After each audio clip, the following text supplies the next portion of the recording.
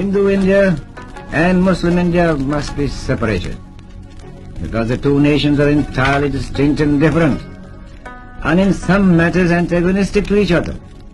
Let me tell you some of the differences. We differ in our history, culture, language, architecture, music, laws, jurisprudence, calendar, and our entire social fabric and code of life.